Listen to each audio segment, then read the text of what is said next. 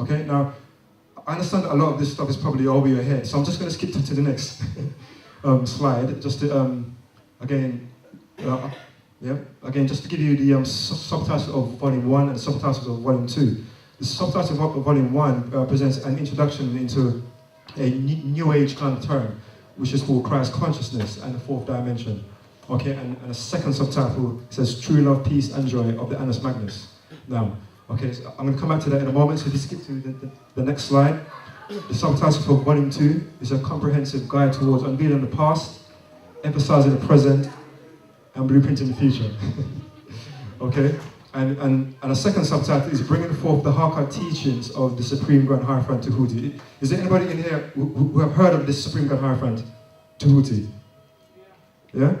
Okay, Tahuti is one of the ancient spiritual masters, if you like. And again, you know, the Volume 2 basically goes into a lot of the information that this master had taught. This master would have been one of those persons who would have been on the mystical paths of life, yeah?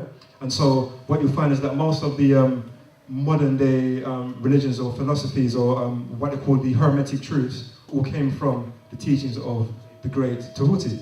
All right, so if you go to the next slide, basically what this slide is showing you is just giving you what the chapters actually are in the book. Okay, for example, in Volume 1 we talk about the involution of not-self. Because when we say not-self, we're talking about, as I said before, the path of descent, meaning we're moving away from that which is the self toward that which is not self. Okay? Chapter 2 goes into basically the difference between creation versus evolution, and also goes into the sciences of growth and magic. And that's quite a significant chapter because obviously, you know, throughout the world or throughout the society that we live in now, there's all sorts of different theories and what have you in terms of how man came about. Yeah, and so what that chapter does, it just creates certain distinctions between creation or the creation theories as opposed to evolutionary theories, as well as magic and growth. And again, I'm not going to spend too much time going into all of this. This is just to show you what the chapters actually are in the book, just to give you an idea. And can everyone see this? Yeah. Okay. Okay, I just want to put very quickly. Chapter 3 goes into the great Egyptian and Sumerian stories, which again is quite a significant chapter because what that deals with, it shows the reader that the information that we have been given in terms of the Bible, the Quran, and what have you, were basically watered down or summarizations of these ancient texts. Yeah. So that's what that particular chapter actually goes into.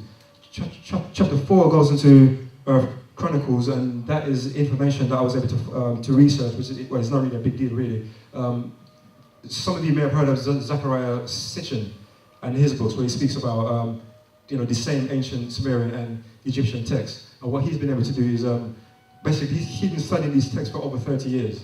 And what he's been able to do is create a chronological order as to how things happened over the last 5,000 to 6,000 years. And so what I'm basically done is put that in there for people like ourselves to be able to see.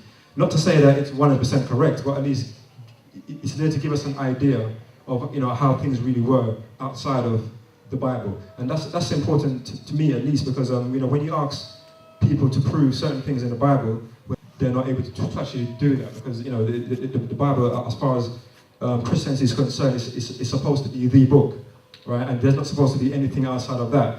But however, when you do ask people to try and prove the stories of the Bible without using the Bible, they can't do it. So again, the chapters within this book is really there to help us, to be able to make the connection with ourselves and our ancient ancestors, going all the way back without actually using the Bible.